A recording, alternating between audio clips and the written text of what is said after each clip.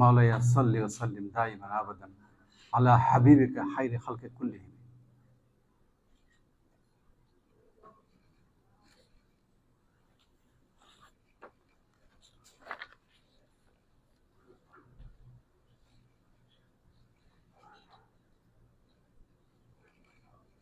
Seekers of wisdom New York কর্তৃক আয়োজিত আজকের এই স্পিরিচুয়াল ইভিনিং এর উপস্থিত সম্মানিত সভাপতি, প্রখ্যাত ওলি হযরত নসরুদ্দিন সিপাহ সালারের উত্তরসূরি আল্লামা সৈয়দ জুবায়ের আহমেদ, উপস্থিত আছেন কিনোট স্পিকার, বর্তমান সময়ের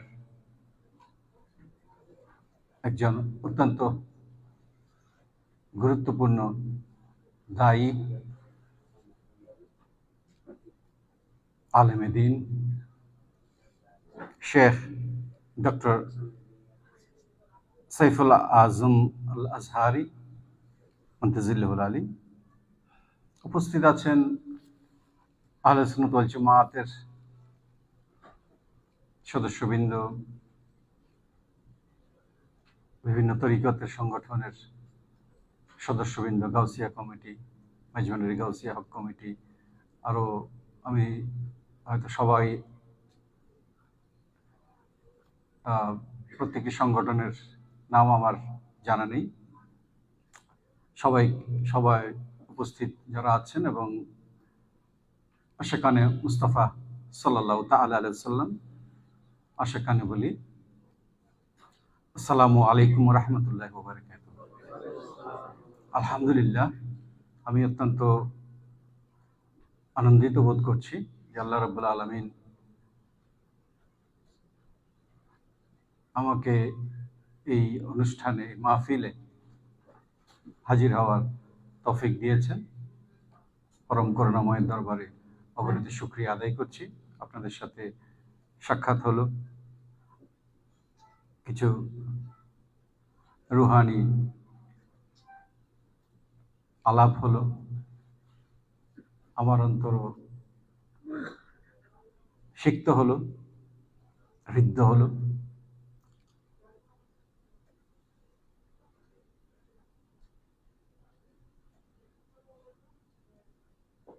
আজকের কিনোট স্পিকার আমি অল্প সময়ের মধ্যে আমি শেষ করে দেব।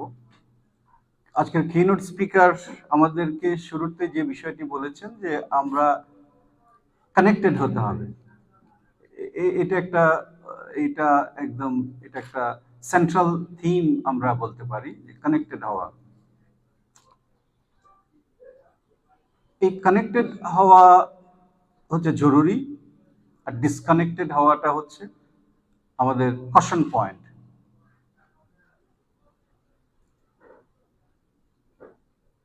আমরা যেটা দেখছি যে বর্তমান পৃথিবীতে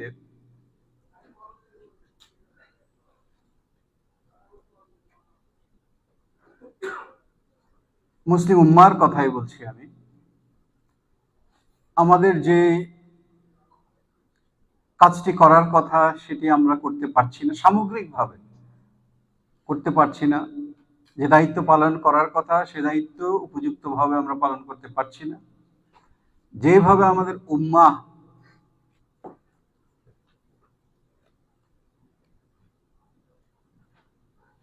পারস্পরিক একটি অবস্থানে থাকার কথা সেটিও আমরা থাকতে পারছি না।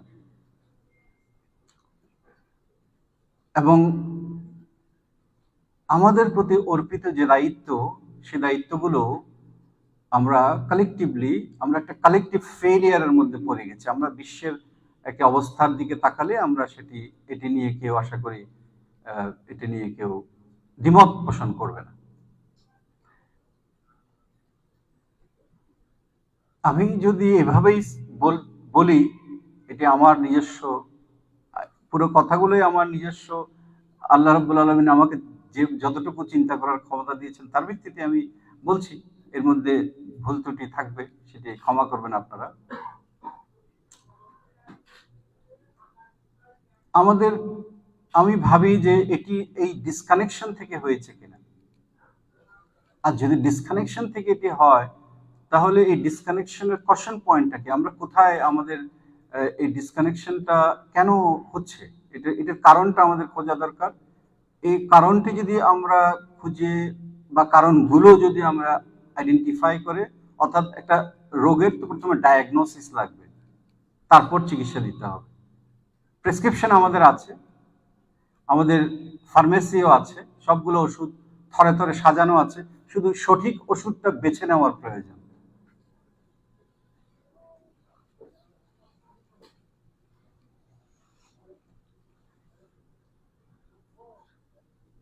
এবং এর জন্য যেটি প্রয়োজন সেটি হচ্ছে আন্ডারস্ট্যান্ডিং, ফাহম বলি, তাফাক্কুহ ফিদ্দীন বলি।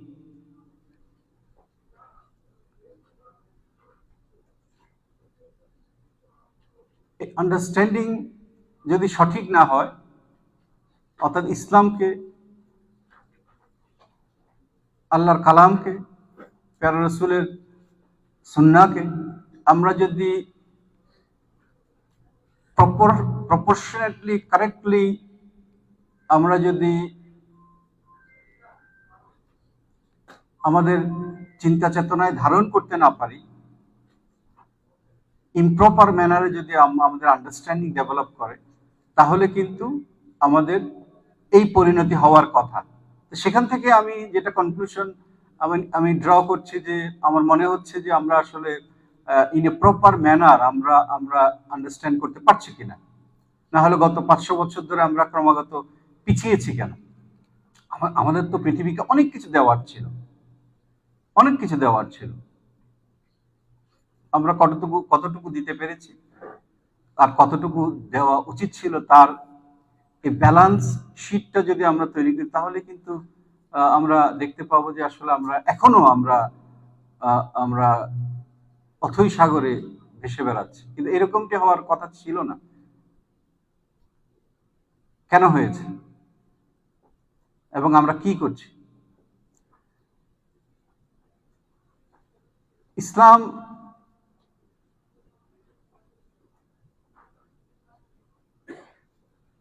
পরম করুণাময় আল্লাহ রাব্বুল আলামিনের প্রতি সাবমিশন, প্যারা রসুলের আনুগত্য মাঝে নিহিত।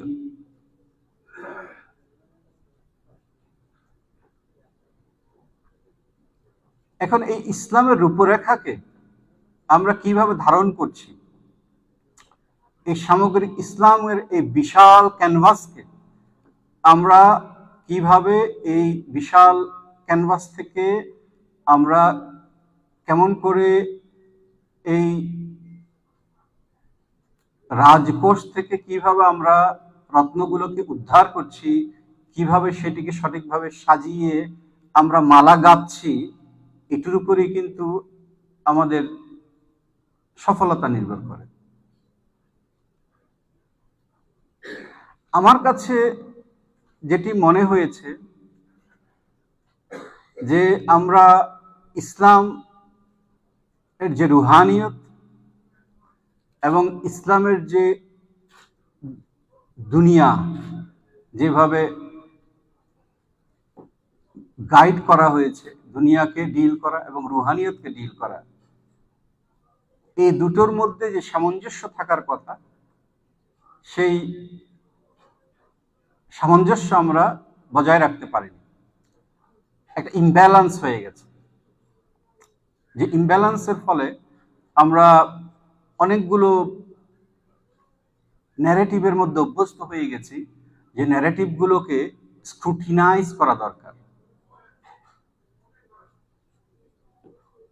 আমি যে কুরআনুল কারীমের আয়াত শরীফ আমি তেলাওয়াত করার চেষ্টা করেছি, সেটির অর্থই হচ্ছে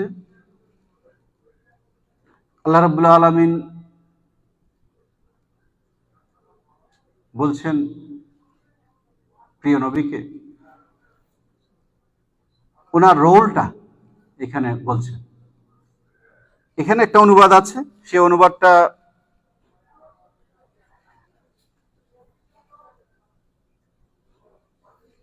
আমাদের প্রধান বক্তা বলেছেন যে এটির জন্য ইনসাইটের দরকার আছে, ডিপ আন্ডারস্ট্যান্ডিং এর দরকার আছে। আমি জানি না এটি সঠিক অনুবাদ কিনা, তবে কাছাকাছি কিছু একটা হবে। কারণ এখানে এই অনুবাদটা আমার কাছে আছে, সেটি বলছে আপনি তাদের শাসক নন।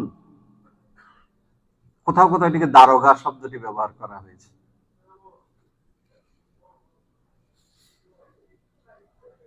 এটা সূরাতুল গাশিয়ার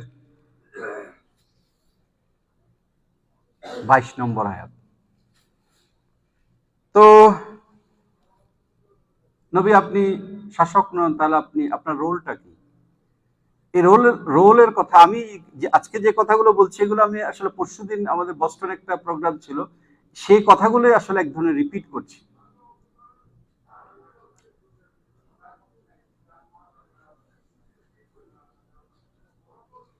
এই রোলটাও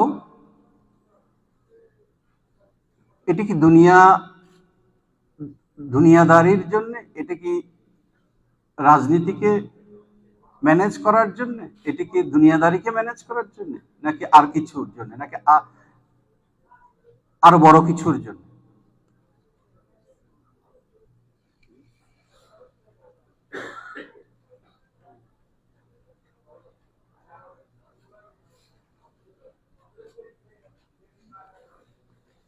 আমরা সূরা জুমা থেকে একটা আয়াত শরীফের আমি অনুবাদটি আমি পড়ছি, আবারও বলছি, হয়তো এটি একেবারে অত্যুত্তম একটি অনুবাদ হবে না, কিন্তু আশা করছি কাছাকাছি অর্থ বোঝা যাবে। তিনি নিরক্ষরদের মধ্য থেকে একজন রসূল প্রেরণ করেছেন, যিনি, এখানে নিরক্ষর শব্দ হয়তো ভিন্ন একটা অর্থ হতে পারে, এটি যেখান থেকে আমি পেয়েছি আমরা আমাদের উদ্দেশ্য ওটি নয়, পরবর্তী যে আল্লাহ রসুলের যে রোলটি সেটি বর্ণনা করা হয়েছে পরে, সেটি আমাদের আলোচনার উদ্দেশ্য। যিনি তাদের কাছে পাঠ করেন তার আয়াত সমূহ। রাসূল সাল্লাল্লাহু আলাইহি ওয়াসাল্লামের রোলটা এখানে ডেসক্রাইব করছে। এটি সূরাতুল বাকারাতেও আছে, সূরা আলে ইমরানেও আছে, একই ধরনের, মোটামুটি একই ধরনের। তাদেরকে পবিত্র করে,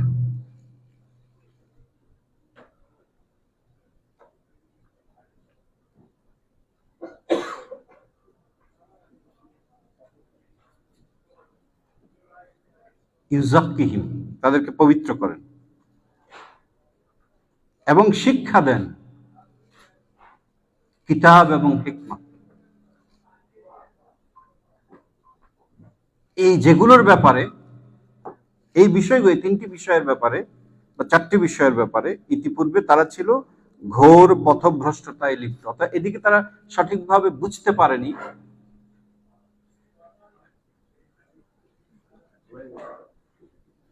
আল্লাহ নবীর কাছ থেকে কি শিক্ষাটি গ্রহণ করবে, উনি কি দিতে এসেছেন সেটি সঠিকভাবে বুঝতে পারেননি।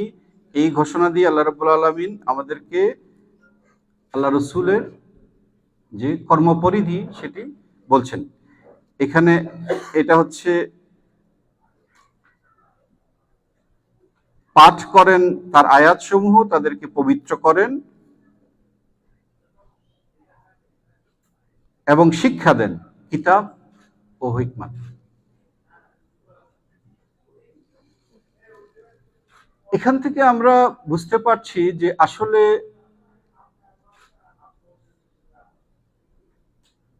ইসলামের মূল ফোকাসটা, আমাদের কিনোট স্পিকার বলেছেন, আখেরাত কেন্দ্রিক, এবং এই আখেরাতকে আমাদেরকে তৈরি করতে হবে আমাদের নিজেদেরকে পবিত্র করে তৈরি করার মাধ্যমে। অর্থাৎ রুহানিয়তের একটি বিশাল চর্চার একটি উর্বর ক্ষেত্র হচ্ছে ইসলাম।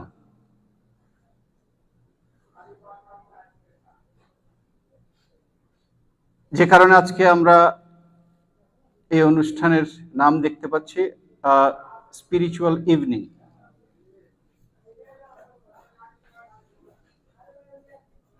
অর্থাৎ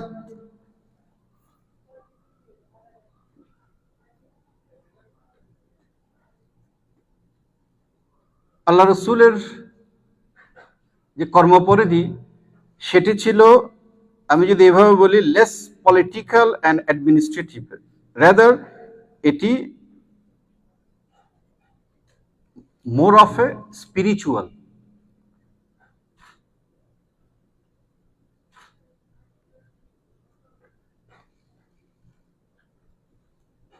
পলিটিক্যাল অ্যাডমিনিস্ট্রেশন এগুলো তো আছে, এগুলো আমাদেরকে শিক্ষা দিয়েছেন পেয়ারা রসুল, কিন্তু রুহানিয়তের যে শিক্ষা সেটি ছিল অগ্রগণ্য।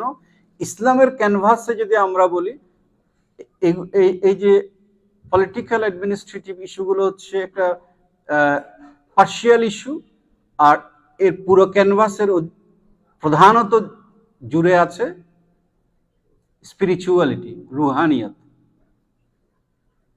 এখন আমরা যদি এই প্রপোর্শনটাকে কোনো মতে আমাদের চেক করতে চাই আমরা একটু করে, যে এটিকে আমরা ঠিক রেখেছি প্রপোর্শন, নাকি আমরা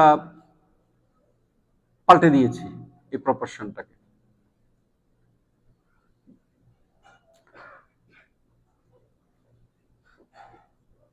আমরা যখন বর্তমান যুগে আসি,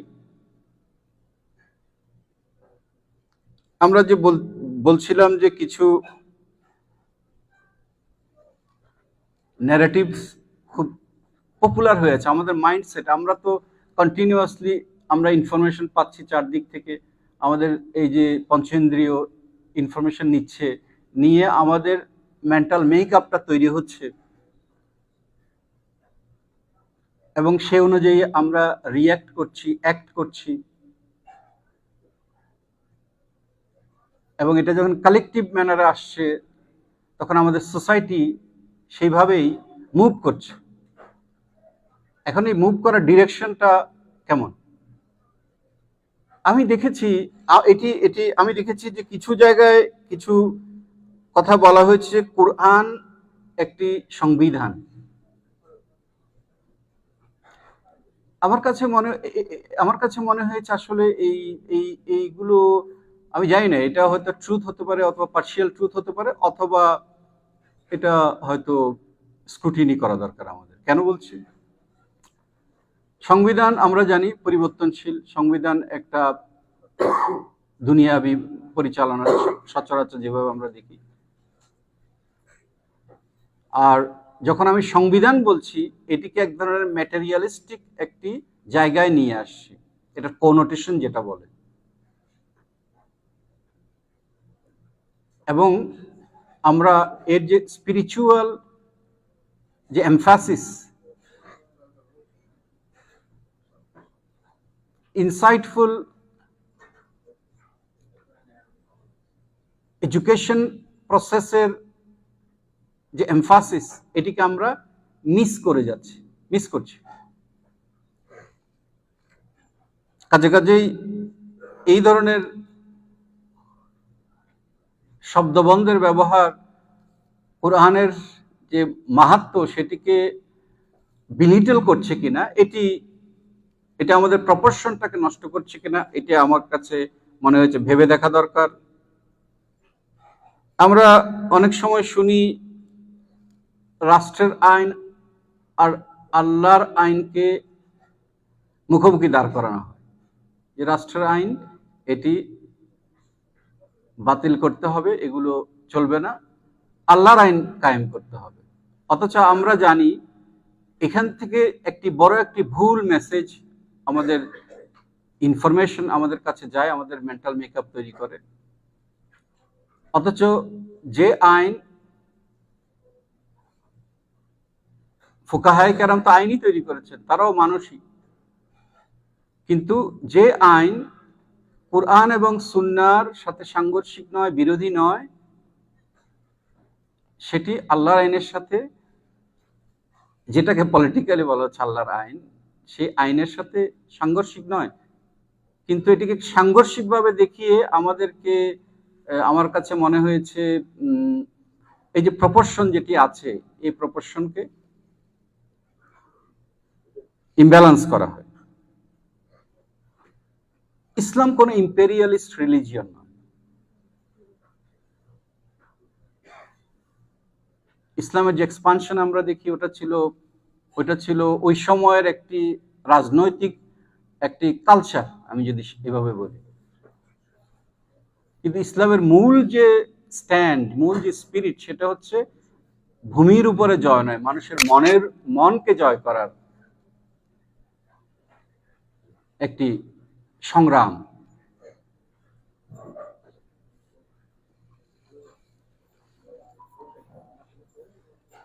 তো এই ধরনের অনেকগুলো ফলস ন্যারেটিভ আছে, এবং আরো কিছু যে সমস্যা আমরা দেখেছি, যে আমরা দেখতে পেয়েছি যে আমরা জানি আল্লাহর আউলিয়া কেরামগণ এই স্পিরিচুয়াল ভ্যালুস গুলো আমাদের মাঝে বপন করে দিয়েছেন, সেখান থেকে যুগে যুগে এটি বহন করে এসেছে। আমরা আমাদের অন্তর প্রস্তুত হয়েছে, রুহানিয়তের চর্চা আউলিয়া কেরামগণ আমাদেরকে শিক্ষা দিয়েছেন, করেছি। কিন্তু আমরা দেখেছি যে কিছু কিছু জায়গায় এটা আমার কাছে ম্যাটেরিয়ালিজম মনে হয়েছে। আপনারা একটা উদাহরণ দিচ্ছি।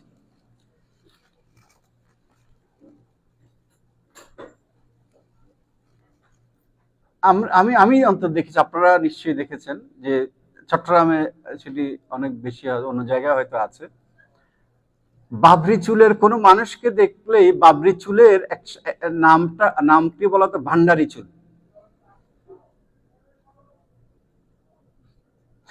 মানে আমি আমি এভাবে বলতে চাই, বাবরি চুল রাখলে এটাকে বলা, এই চুলকে বলা হতো ভান্ডারি চুল, এবং ঠাট্টা মস্করা করা হতো, অ্যাজ ইফ একটা এলিয়েন মানুষ, অপরিচিত মানুষ, গরিব, গরিব মানে অপরিচিত, তার এই কাজের কোনো ঠিক নাই, বেসিস নাই, একটা কুসংস্কারগ্রস্ত মানুষ। কিন্তু দরবারি মহলে আমরা এই ধরনের মানুষগুলোকে, তারা সজ্জন মানুষ, কাজকর্ম করে খাচ্ছেন, সমাজে সুন্দর করে চলছেন, ভালো ভালো কাজের নেতৃত্ব দিচ্ছেন, তাদের দোষটা কি? দোষটা হচ্ছে তারা তরিকতে জিকির আজকার করেন। যখন জিকির আজকার করেন, তারা হেলে দুলে মাথা নেড়ে জিকির করেন, তখন তাদের সাথে চুলগুলাও দুলে। এটি এটি হচ্ছে একটা হাস্যরসের একটি উপাদান, আমরা অনেক জায়গায় দেখেছি। কিন্তু আনফরচুনেটলি আমরা বুঝতেই পারিনি যে এটি আসলে সুন্নতি চুল, এটি ভান্ডারি চুল না।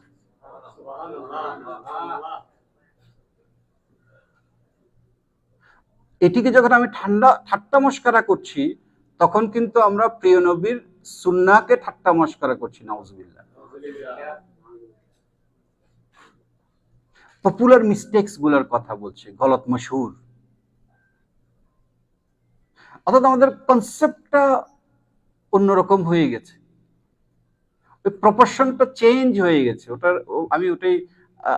আমি আপনাদেরকে বোঝাচ্ছি না, আমি নিজে বোঝার চেষ্টা করছি। আসলে কথাগুলো আমি আপনাদেরকে বোঝাচ্ছি না, আমি ধরেন আমি, এটা তো একটা মনোলগ, আমি বলে যাচ্ছি, আমি নিজেই বোঝার চেষ্টা করছি। একটু দুনিয়া বিমুখ হয়ে নিজের মতো করে চললে বলা হয়েছে বৈরাগ্য সাধনে মুক্তি সে আমার নয়, ইসলামে বৈরাগ্য নেই।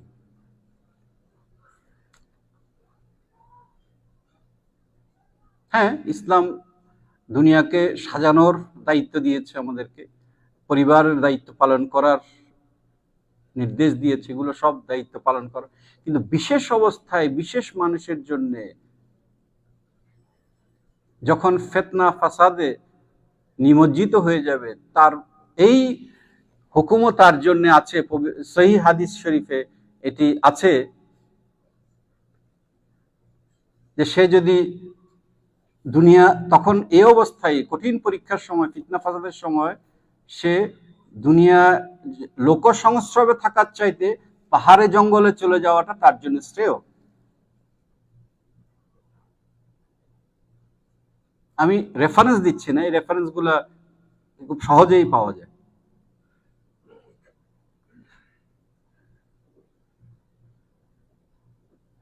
অর্থাৎ এখানেও আমরা ইসলামের অপোজিট একটা কনসেপ্টকে আমরা, একজন ওলি যখন উনি উনার একটা সাধনায় নিবেদন করেছেন নিজেকে, একদম অ্যালুফ হয়ে দুনিয়াকে পরিত্যাগ করে, তখন এটিকে বলা হয়েছে এরা কি ধরনের মানুষ, এটা তো রসুলের আদর্শ নয়। এখন রসুলের আদর্শ, আমি যা বুঝি তা রসুলের আদর্শ, এইভাবে যখন আমি জাজ করি, তখন কিন্তু আসলে আমি আমার নফসের দাসত্ব করি। হোলিস্টিক যে অ্যাপ্রোচ, সে অ্যাপ্রোচকে আমি ডিনাই করি। সামগ্রিকভাবে ইসলামকে দেখা, সুন্নাহকে দেখার যে তাগিদ, সে তাগিদকে আমি অগ্রাহ্য করছি। তো এইভাবে আমরা নানানভাবে, এগুলো আমার কাছে মনে হয়েছে কেন আমরা আমরা ক্রমাগত আমরা ওয়াল তৈরি করেছি ব্রিজ তৈরি করার বদলে। ইসলাম আমাদেরকে ব্রিজ তৈরি করার কথা বলেছে, আহলে কিতাবদের সাথে পারিবারিক সম্পর্কের কথা বলেছে। এটি তো ব্রিজ করার জন্য, ওয়াল তৈরি করার জন্য। আমাদের জন্য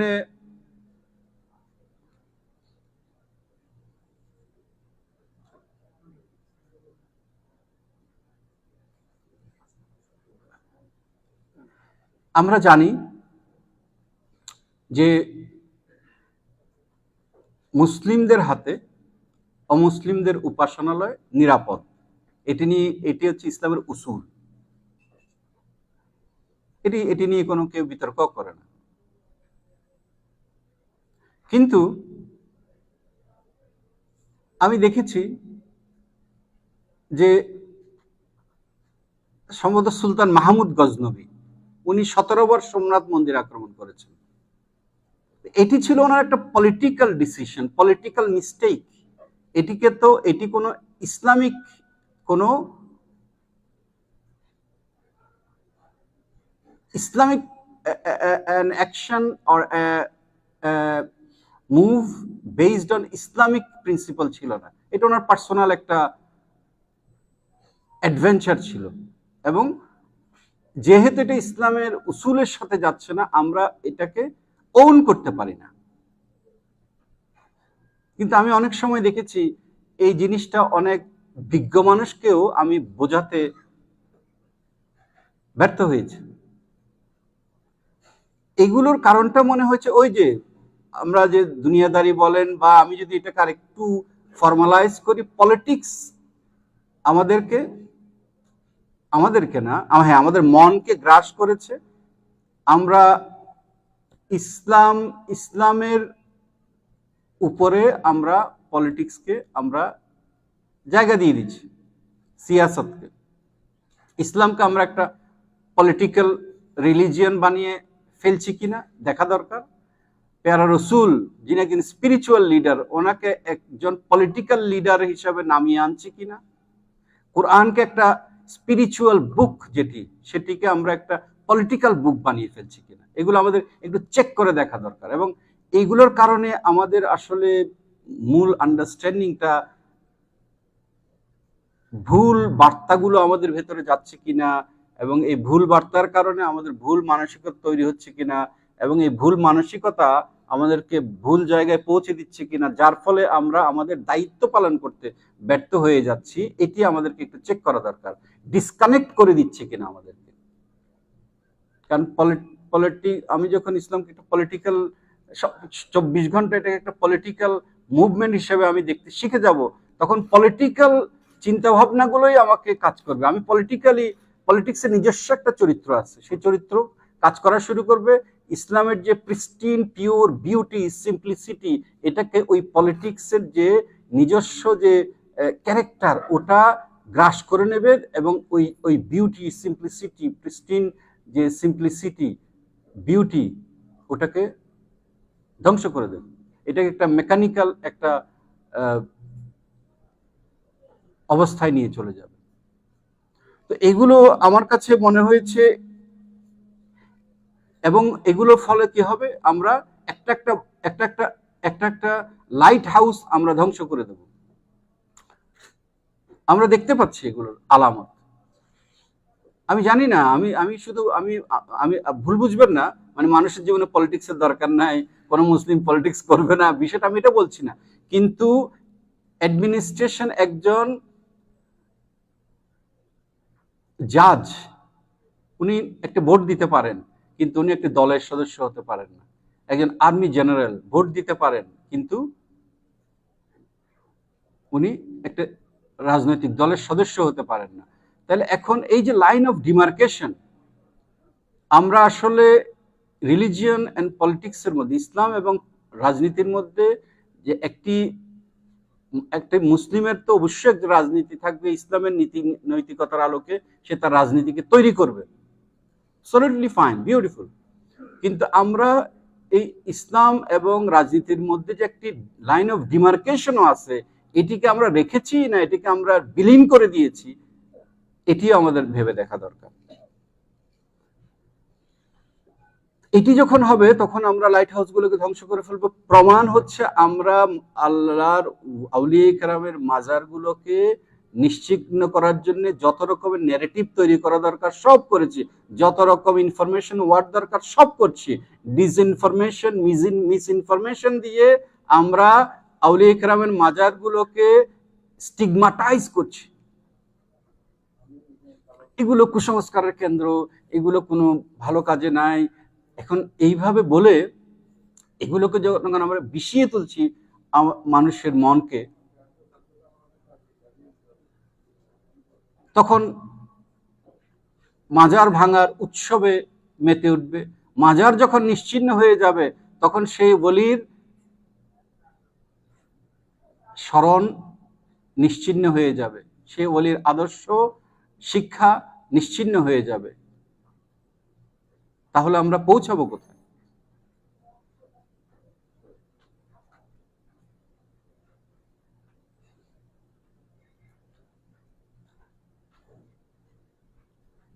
তো আমার এই জন্যে সঠিক দৃষ্টিভঙ্গিটা অনেক জরুরি বলে আমার মনে হয়েছে, সঠিক দৃষ্টিভঙ্গি অর্জন। তো আমি আমার এই জন্যে এই ধরনের অনুষ্ঠান, এই স্পিরিচুয়াল ইভিনিং, আমাদের কলবে কোথায় কোথায় সমস্যা হয়েছে, এই সমস্যা, এই যে মরিচা, এই মরিচা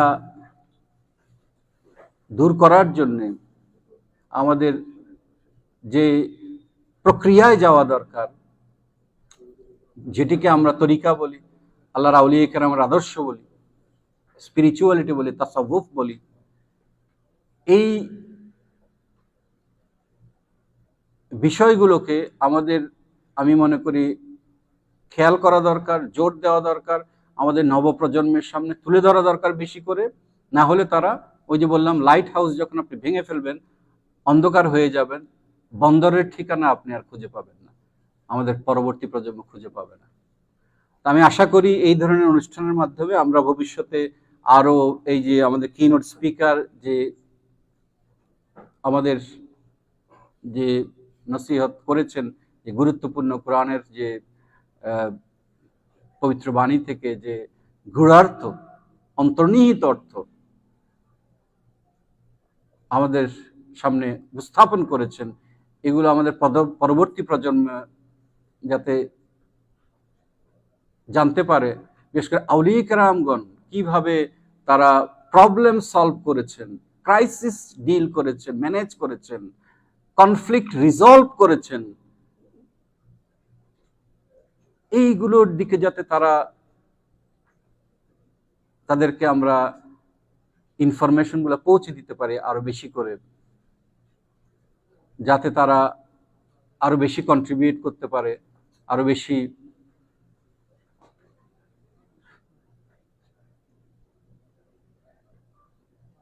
পৃথিবীর নির্মাণের দিকে এগিয়ে যেতে পারে, সেই চেষ্টা আমাদের করতে হবে। আমি আশা করি এই এই ধরনের অনুষ্ঠানগুলো সেই দিকে আমাদেরকে বিপুলভাবে সাহায্য করবে ইনশাআল্লাহ। তো আমি ধন্যবাদ। আমার আসলে কথা শেষ। আমি আমি আমাদের কিনোট স্পিকারের বক্তব্যের আলোকে আমি কথা বলেছি। আমি মূলত আমি জানি না আমি কমিউনিকেট করতে পেরেছি কিনা, আমি বোঝাতে পেরেছি কিনা। আমি যেটা ওই যে হুজুর যে বলছিলেন উনি বোঝাতে চাচ্ছেন একটা কথা, উনি পাচ্ছেন না, আমারও তাই মনে হচ্ছে। আমি আমি জানি না আমি যা বোঝাতে চেয়েছি তা বোঝাতে পেরেছি কিনা। তো আশা করি আমরা আবারও মিলিত হব কোনো সময় ইনশাআল্লাহ। তো আমাকে এখানে দাওয়াত করার জন্য অসংখ্য ধন্যবাদ। যারা এই গুরুত্বপূর্ণ অনুষ্ঠানের আয়োজন করেছেন তাদেরকে ধন্যবাদ। আল্লাহ রাব্বুল আলামিন তাদেরকে আরো বৃহত্তর প্রেক্ষাপটে এই ধরনের অনুষ্ঠান আয়োজনের তৌফিক দান করুন, এবং যারা সহযোগিতা করেছেন নানানভাবে সাহায্য সহযোগিতা করে এই অনুষ্ঠানে উপস্থিত থেকে আপনাদের জীবনের এই আজকে হয়তো আপনাদের বিশ্রামের সময় ছিল, বিশ্রামকে উপেক্ষা করে আপনারা মাহফিলে উপস্থিত হয়েছেন। আল্লাহ রাব্বুল আলামিন সকলের খেদমত কুরবানিকে কবুল করুন। আসসালামু আলাইকুম ওয়া রাহমাতুল্লাহি ওয়া বারাকাতুহু।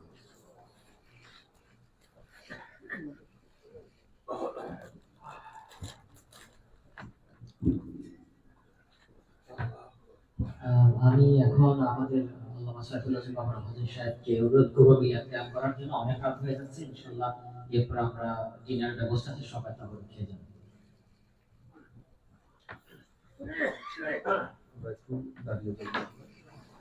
ইয়া নবী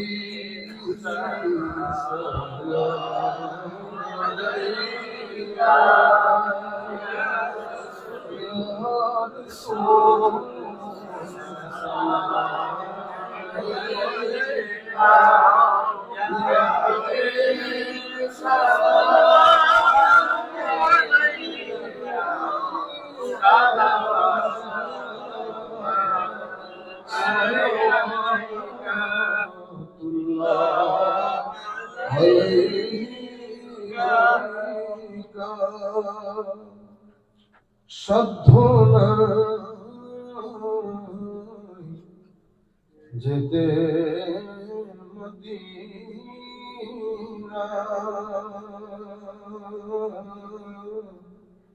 দিন রাত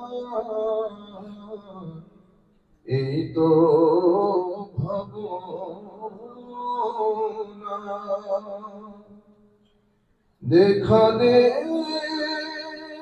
নবী স্বপনে,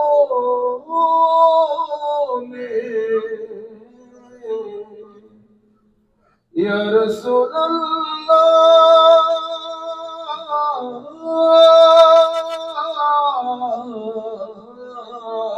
দেখা দে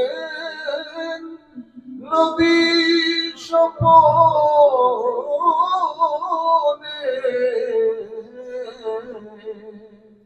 এই আরজ আপনার চরণে,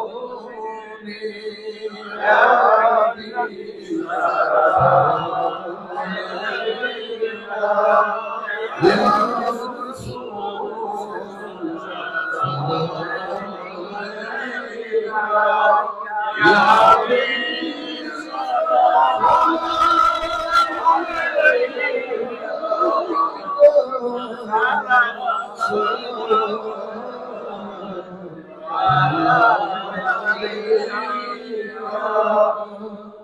ওগো নবী সালাম করি দাঁড়াইয়া, দেখা দে পর্দা উঠাইয়া, দেখিব আপন নয়নে,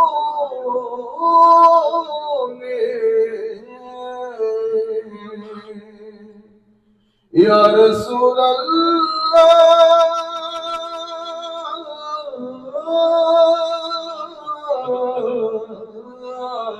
দেখিব আপন নয়নে,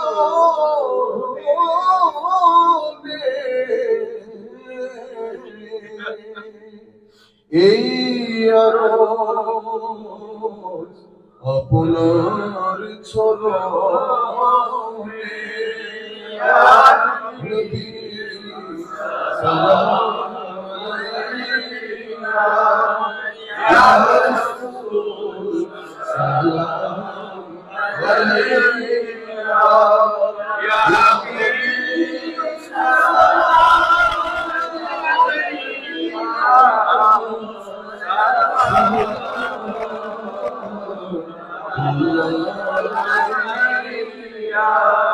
জিবরিল ডাকে বারবার খুলে দাও আসমানের দুয়ার এসেছে নবীদের সরদার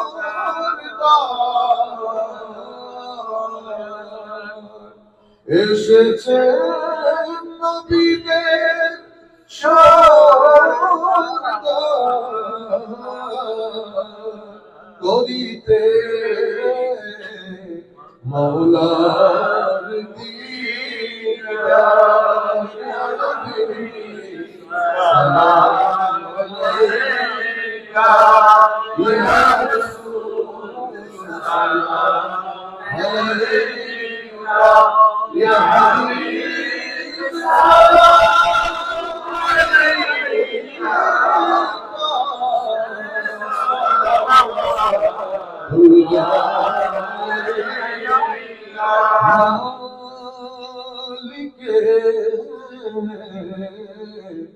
जन्नत तुम्ही हो कासिमे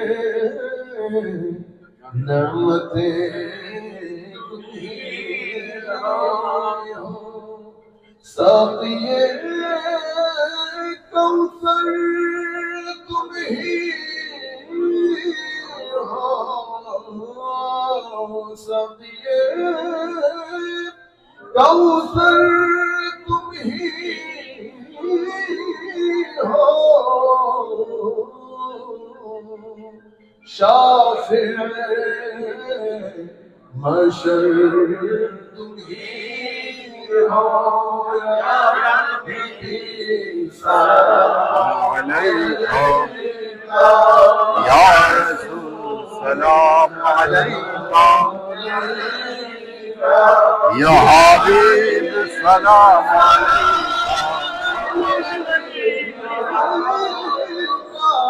सलावतुल्लाह अलैका